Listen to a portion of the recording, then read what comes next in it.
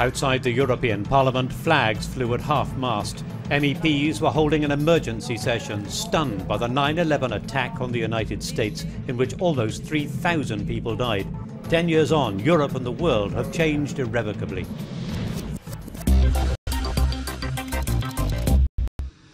On September the 11th, 2001, al-Qaeda terrorists crashed 2 hijacked planes into the Twin Towers of New York's World Trade Center, another into the Pentagon. A fourth, perhaps aimed at Washington, was brought down in a field when passengers rushed the gunmen. Europe's initial reaction still informs the legislative process. There's much less direct link between 9/11 and today's policy choices. But there are indirect effects of 9/11 by the perception of security. The perception of security in Europe has changed. The focus on security has increased, and it continues to be increased.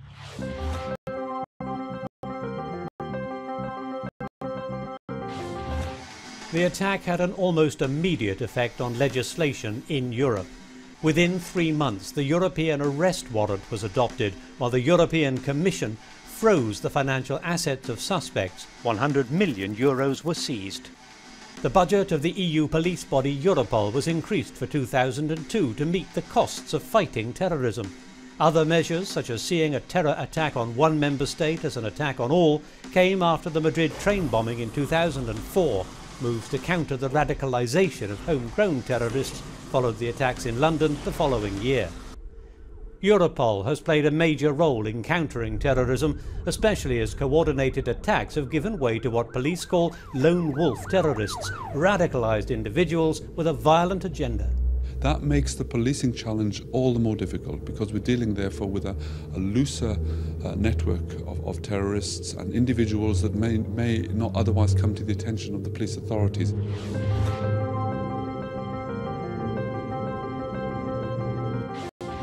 With its new powers under the Lisbon Treaty, the European Parliament has refused to sanction deals to transfer personal and financial data to the United States, determined not to sacrifice civil liberties in the name of counter-terrorism. But they also fear Europe's own conscience isn't entirely clear. There were secret centres in Lithuania, this has been completely acknowledged, and in Poland there is now a judicial inquiry with 2 named identified victims who were tortured in detention in Poland. So certainly Europe has some responsibility in these human rights abuse. Defending liberties has become harder, but if those inside the EU have been under pressure, this MEP, like most, is pleased that elsewhere there have been uprisings to oust long-term despots in Arab countries. It's still ongoing, and that too may be an indirect result of 9/11. We've seen what goes on in Libya, for example, which used to be al-Qaeda's base, neighbouring Egypt and Tunisia next door. Things are so dramatically reshaping the Arab world, and in a curious way, 9/11, as it were, permitted people to think differently.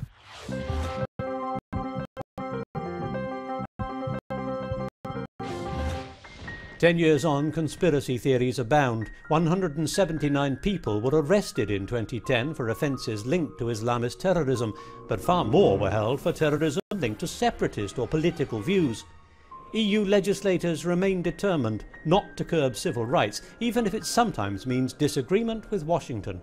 This debate between security and how much enhanced security, and how much preservation of human rights and fundamental freedoms in Europe has been, nevertheless, much more balanced than across the ocean.